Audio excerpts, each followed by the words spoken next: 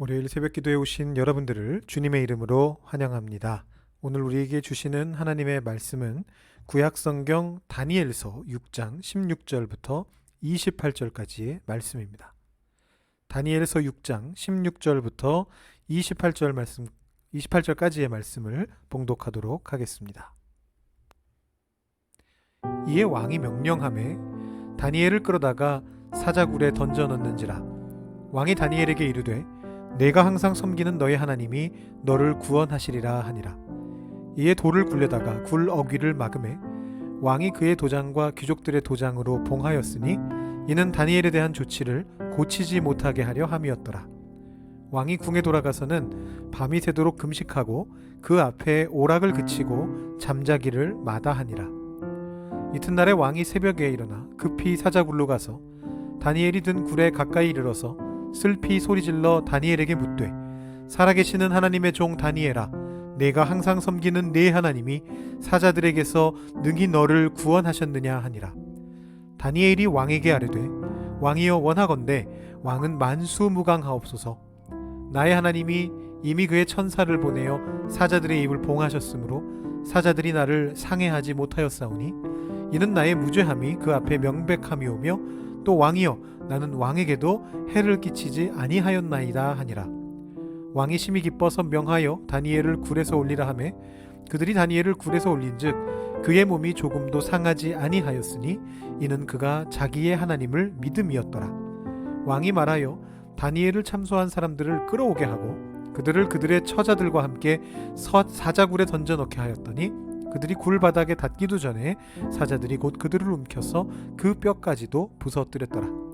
이에 다리오 왕이 온 땅에 있는 모든 백성과 나라들과 언어가 다른 모든 사람들에게 조서를 내려 이르되 원하건대 너희에게 큰 평강이 있을지어다.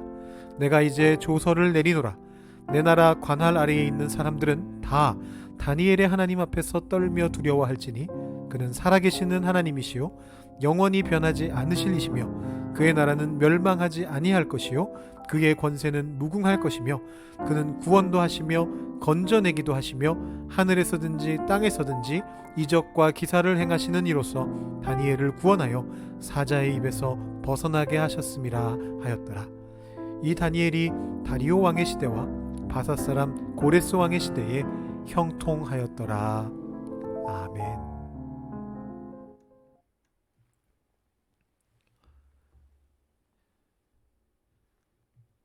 네. 다니엘서는 1장부터 6장까지의 에피소드들과 또 7장부터 12장까지의 환상들로 정확하게 반으로 나뉘어집니다. 오늘 우리가 읽은 6장의 말씀은 이 다니엘서에 나오는 에피소드들을 모아놓은 그 전반부의 가장 마지막에 등장하는 에피소드다라고 보실 수 있습니다. 1장부터 6장까지가 이제 에피소드니까요. 바로 메대왕 다리오와 다니엘 사이에 있었던 일입니다. 다니엘의 이야기는 뭐 하나같이 다 유명해서 이 본문도 여러분들께 아주 익숙한 그런 본문일 것이다 라는 생각이 듭니다. 제가 어린 시절에 교회 학교에서 불렀던 찬양 중에 사자굴에 갇혀있던 다니엘 이러는 가사가 나오는 그런 찬양이 있었습니다. 여러분 혹시 아시나요? 작은 광주리에 모세를 알죠 이렇게 시작하는 건데 중간에 보시면 사자굴에 갇혀있던 다니엘 이라는 가사가 나오고 있습니다. 모두 만나보겠네 천국에 가서 보겠네 이제 그런 이렇게 후렴이 되는데요. 바로 이 가사의 내용이죠. 사자굴에 갇혔었던 다니엘의 이야기가 바로 오늘 나오고 있습니다. 이 다니엘서는 다니엘 시대에 쓰여진 것은 아닌 것 같고요. 좀 이후 시대에 기록된 것으로 보이는데요. 왜 그런가 하면 이게 실제 역사와 비교해 볼 때 좀 다른 부분들이 있습니다. 제가 지난 토요일에 지나가면서 말씀드렸듯이 뭐 예를 들어본다면 이 다니엘서에서는 벨사살 왕이 느부갓네살의 아들인 것으로 뭐 그렇게 나옵니다만 실제로는 느부갓네살의 아들인 에윌무로닥이라고 하는 왕이 나보니두스라고 하는 장군에게 왕위를 한번 찬탈당하게 되고요. 이 벨사살은 사실 그 나보니두스의 아들이 됩니다. 그래서 느부갓네살하고는 좀 거리가 있습니다.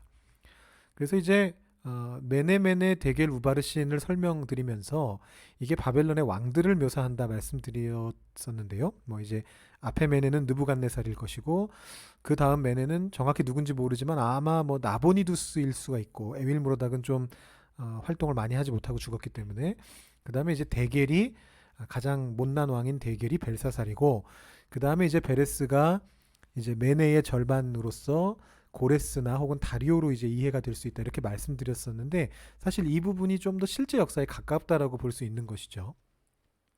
근데 이와 같은 문제가 다리오 왕에게도 발생을 합니다. 이 다니엘서에서는 다리오를 메대의 왕이다라고 이렇게 간주하고 있고요.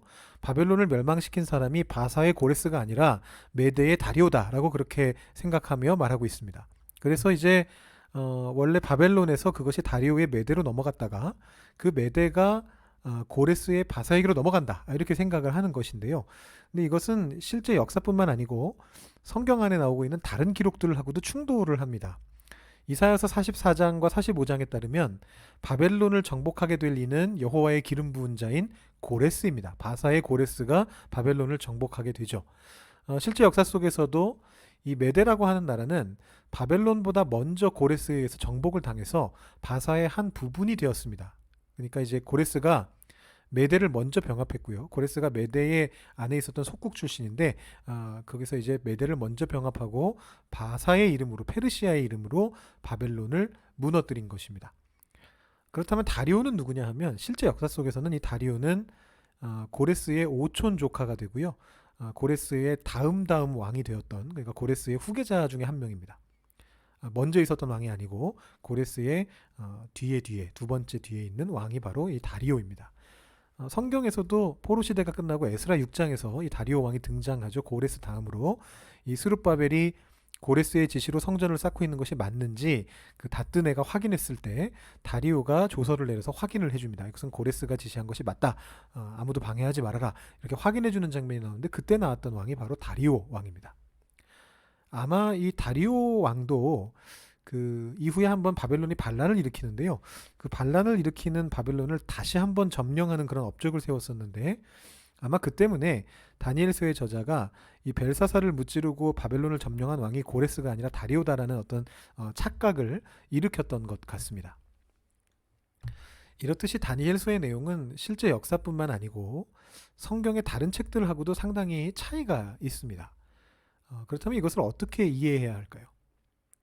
다니엘서는 엄연히 역사서가 아닙니다. 역사서가 아니고 처음에 제가 다니엘서 1장 설교하면서 말씀드렸던 것처럼 묵시문서에 해당합니다. 묵시문학이라고 하는 장르에 들어갑니다.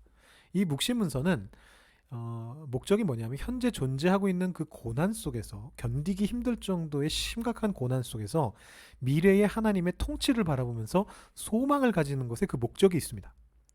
고난 속에서 살아가고 있던 이 다니엘서의 저자가 다니엘의 이야기를 가져와서 당시 아마 널리 알려져 있었던 이야기인 것 같은데 다니엘의 이야기를 가져와서 하나님께서 다니엘에게 행하셨고 보여주셨던 것처럼 고난 가운데서도 하나님을 믿는 백성들은 하나님이 결국 구원하실 것이고 그러니까 지금 너무너무 힘들지만 미래에 대한 소망을 가질 수 있고 가져야 한다라는 것을 알려주기 위해서 다니엘서를 쓴 것입니다. 그러니까 다니엘서는 사실 이 성경이 쓰여진 목적에 전적으로 부합하는 하나님의 말씀인 것이죠. 성경은 우리의 신앙과 행위에 있어서 정확무오한 법칙입니다. 다니엘서가 고난 가운데서 살아가고 있는 우리가 어떤 신앙을 가져야 하는가, 어떤 행동을 해야 하는가에 대해서 하나님의 뜻을 아주 분명하게 드러내고 있다라고 이렇게 보시면 될 것 같습니다.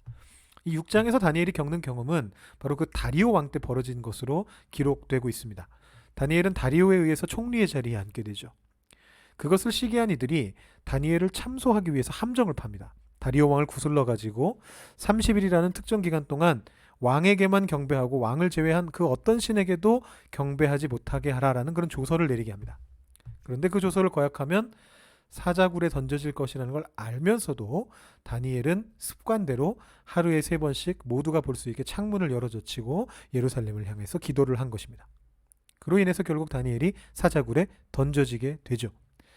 사실 이 내러티브 속에서 다리오 왕은요, 다니엘을 살리려고 노력하는 모습으로 나타납니다. 근데 어쩔 수 없었는데, 왜냐하면 12절 보시면 메대와 바사의 규례는 왕의 조서를 한 번 내린 조서를 고칠 수 없다라는 것이 있었기 때문에 다니엘을 살리려고 노력은 했지만 실제로 사자굴에 넣지 못하게 막지는 못하죠. 이 같은 규례가 에스더서에도 나오고 있습니다. 이것이 아마 바사 페르시아의 원칙이었던 건 분명해요. 왕의 조서를 한 번 내리면 고칠 수 없다. 이제 그래서 다니엘이 사자굴에 갇히게 됩니다.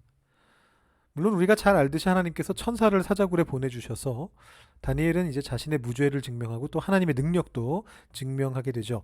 이렇게 무죄가 증명되면 이 무죄인 사람을 참소한 이들이 그 원래 이 사람이 받아야 될 그 형벌을 받게 되는 것, 이것이 또 바사의 관례 중에 하나였습니다. 이 바사의 관례 안에는 심지어는 참소한 이들뿐만 아니고 그 참소한 이들의 가족까지도 같은 형벌을 받게 되는데요. 그래서 그 내용이 오늘 우리가 읽은 말씀인 24절에도 기록이 되어 있습니다. 그 후에 다리오 왕은 조서를 내려서 하나님을 높이 찬양하고 제국에 사는 백성들에게 하나님을 경배하라 말하는 것으로 이 이야기가 마무리됩니다. 여기에서 이 다리오 왕의 조서는요, 4장에서 느부갓네살이 내렸던 조서보다 하나님을 더 높이 우대하고 있다는 것을 발견하게 됩니다. 다니엘서 4장에서 느부갓네살이 내린 조서에서는 단순히 본인이 하나님을 경배하기만 했습니다. 그런데 이 6장에 나오는 다리오 왕의 조서에서는 왕이 하나님을 경배할 뿐만 아니고, 거기 뭐라고 표현되어 있느냐 하면 내 나라 관할 아래에 있는 사람들은 다 다니엘의 하나님 앞에서 떨며 두려워할지니 라고 말하고 있습니다. 이 떨며 두려워한다는 것이 예배 용어거든요. 다른 이들에게도 하나님을 경배하라 라고 이제 말하는 것입니다. 이 다리오 왕의 이제 실제 나라였던 바사는 고레스 이래로 그 제국 안에 있는 종교들에게 관용 정책을 펼쳤습니다. 그 관용 정책에 힘입어서 유다 백성들도 고향으로 돌아올 수 있었고 성전을 건축할 수 있었던 것이거든요. 그렇기 때문에 이 다리오 왕의 조서는 실제 역사적으로도 가능성이 매우 높은 내용이다라고 말할 수 있습니다. 다니엘서의 저자가 이 당대에 잘 알려져 있었던 바로 이 이야기를 가져와서 자신의 시대에 살고 있던 고난받는 유대인들에게 다니엘처럼 신앙을 지킬 것을 요청하였다라고 그렇게 이해할 수 있습니다. 이 말씀에서 다니엘이 어떤 위협 앞에서도 하나님께 기도하였던 그 용기가 가장 먼저 제 마음에 다가옵니다. 동시에 그것이 막 대단한 용기였던 것이 아니고 다니엘 입장에서는 늘 하던 것이었다라는 그 말씀도 마음에 와 닿습니다. 여러분, 신앙이 습관화되는 것에 대해서 어떻게 생각하십니까? 우리가 신앙생활할 때 조심해야 하는 것 중에 하나가 뭐냐 하면 자칫 신앙의 행동들이 지나치게 습관화가 돼가지고 그 예식과 행위의 의미는 상실한 채 그냥 뭐 늘 하던 거니까, 늘 했던 것이니까 관습적으로 하는 것입니다. 그것을 늘 조심해야 됩니다. 내가 예배를 그냥 뭐 늘 가니까, 주일마다 갔으니까, 수요예배도 늘 가는 거니까, 새벽 예배도 늘 드리던 거니까, 성찬도 늘 뭐 참여하던 거니까, 교회의 어떤 다른 것들도 11조도 모든 것들도 다 늘 하는 거니까 하는 거지, 뭐 이렇게 되면 그것은 굉장히 위험해집니다. 그 의미를 상실하게 되죠. 그렇지만 내가 그럴 위험을 충분히 인식하고만 있다면, 내가 자칫하다간 습관화가 돼가지고 이 예배나 이 모든 것들로부터 본질을 잃을 수 있다라는 것을 늘 생각만 하고 있다면 사실 그 신앙의 습관 그 자체는 매우 좋은 것입니다. 늘 깨어나면 감사의 기도로 하루를 시작하는 사람의 삶은 매일매일이 감사로 가득 찰 수밖에 없습니다. 비가 오나 눈이 오나 마음이 아프나 머리가 아프나 예배의 자리를 빼먹지 않고 지키는 습관을 가지고 있는 사람은 정말로 신앙의 위기가 올 수 있는 의심의 상황이나 고난의 상황 속에서도 자신의 습관으로 인해서 신앙을 지켜나갈 수 있는 것입니다. 오늘 말씀을 보면서 다니엘이 어떤 위협 앞에서도 늘 하던 대로 습관대로 창문을 열고 기도했던 그 모습을 우리도 본받게 되기를 원합니다. 예수님께서도 습관처럼 한적한 곳에 가셔서 기도하셨고요. 그 기도의 습관이 겟세마네에서 죽음을 앞두고 큰 심적인 동요를 일으켰던 그 순간에도 예수님을 지켰다는 것을 우리는 알고 있습니다. 우리도 하나님의 말씀을 매일 묵상하고 새벽 예배의 메시지를 들으면서 주님 앞에 기도하는 이 루틴을 우리의 삶의 습관으로 삼아서 어떤 육체적, 정신적, 관계적, 신앙적 어떤 그런 위기 앞에서도 우리의 신앙을 지켜낼 수 있기를 소망합니다. 그런 습관을 쌓아나가시는 오늘 하루가 되시기를 주님의 이름으로 축원합니다. 기도하겠습니다. 이 시간 기도하실 때 제가 먼저 마침 기도하고요. 여러분들께서 여러분의 기도 제목을 가지고 기도하시면서 오늘 말씀 생각하시면서 좋은 신앙의 습관을 가질 수 있게 해주시고, 혹시라도 그게 너무 습관화가 돼가지고 그 의미를 상실하진 않게 해주시고, 그 신앙의 습관들 덕분에 우리의 신앙이 잘 지켜질 수 있게 도와주십시오. 이렇게 함께 기도하며 나아가는 시간을 갖겠습니다. 제가 먼저 기도하겠습니다. 하나님, 감사합니다. 저희로 하여금 다니엘서의 말씀을 읽게 하시고 사자굴의 위협 앞에서도 습관대로 하나님 앞에서 창문을 열어젖히고 모두가 볼 수 있게 당당히 기도하였던 그 다니엘의 모습을 우리에게 보여주시니 감사합니다. 하나님, 우리도 다니엘처럼 습관으로 우리의 신앙을 만들어갈 수 있게 되기를 소망합니다. 습관의 단점은 버리고, 습관 때문에 그 문제, 그 예식의 의미를 잃어버리게 되는 그런 단점들은 버리고, 항상 그것을 조심하면서, 그러나 우리의 신앙의 루틴을, 신앙의 습관을 우리 삶 속의 습관이 되게 만들어서 그것을 통해 우리가 위기의 순간도 넘기게 되고 아픔의 순간도 넘기게 되고 신앙을 지켜낼 수 없을 것만 같은 순간 속에서 이 습관 때문에 신앙을 잘 지켜낼 수 있게 되는 우리들이 되기를 소망합니다. 우리가 이렇게 말씀을 듣는 것을 통해서, 우리가 또 기도하는 것을 통해서, 매일매일 정해진 시간에 하나님 앞에 나아가는 것을 통해서 우리가 그런 좋은 신앙의 습관을 쌓아나갈 수 있도록 우리를 함께하여 주시옵소서. 그런 습관을 쌓아나가는 오늘 하루가 되게 하시고, 그 기도 때문에 오늘 하루 안에서도 승리하는 삶을 늘 살아가는 저희 한 사람 한 사람 되도록 주님 역사하여 주시옵소서. 감사드리며 우리 구주 예수 그리스도의 이름으로 기도드립니다. 아멘. 오늘도 주님 안에서 승리하시는 삶을 사실 수 있기를 바라고요. 우리 개인 기도하시고 마치시겠습니다.